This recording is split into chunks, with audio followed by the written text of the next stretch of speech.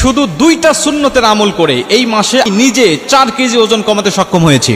রাসূল সাল্লাল্লাহু আলাইহি ওয়াসাল্লামের সুন্নতের যে কত পাওয়ার আমি নিজের চোখে দেখতে পেরেছি। যে নবীজি সাল্লাল্লাহু আলাইহি ওয়াসাল্লামের জামানায় ইসলামে দীক্ষিত একজন শাসক তিনি শুনতে পারলেন যে মদিনায় কোনো ডাক্তার নেই।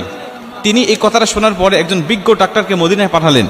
ডাক্তার সাহেব 1 বছর পর্যন্ত মদিনায় থাকলেন, কিন্তু তার কাছে কোনো রোগী আসলেন না। দীর্ঘ 1 বছরেও যখন তিনি কোনো রোগী পেলেন না, তখন তিনি বিভিন্ন মানুষের কাছে বলতে লাগলেন, মদিনার বিভিন্ন মুসলিমদেরকে বলতে লাগলেন, আচ্ছা আপনারা কি অসুস্থ হন না নাকি? আপনারা কেন আমার কাছে আসেন না? আমি বিজ্ঞ একজন ডাক্তার, আমি আপনাদের চিকিৎসার জন্য আমাকে নিযুক্ত করা হয়েছে, কিন্তু আপনারা কেউ চিকিৎসা নিতে আসেন না, আমার কাছে কেন আসেন না বলেন? তিনি বলছেন, নবীজি আমাদেরকে একটা সুন্নাহ শিখিয়েছেন, এই সুন্নাতের উপরে আমল করার কারণে আল্লাহ পাক আমাদেরকে অসুস্থ করেন না, আমরা অসুস্থ হই না, বিধায় আপনার কাছে আসি না। ডাক্তার বলছেন, কি সুন্নাতের উপর আমল করেন? তিনি বলছেন, আমরা ক্ষুধা লাগলে খাই এবং ক্ষুধা থাকতেই আমরা খাবার শেষ করি।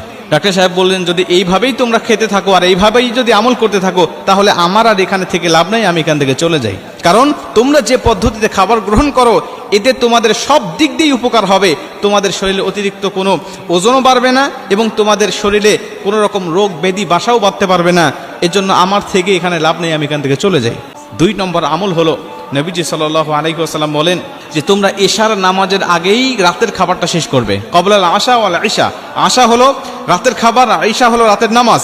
নবীজি সাল্লাল্লাহু আলাইহি ওয়াসাল্লাম বলেন, আম্মা জান আয়েশা রাদিয়াল্লাহু তাআলা আনহা হাদিসটা বর্ণনা করেছেন যে বুখারীর বর্ণনায় নবীজি সাল্লাল্লাহু আলাইহি ওয়াসাল্লাম বলছেন, যদি এশার নামাজের একামত শুরু হয়ে যায় আর ঠিক সেই মুহূর্তে যদি তোমার সামনে রাতের খাবার উপস্থিত হয়ে যায়, তাহলে তুমি আগে রাতের খাবারটা শেষ করো।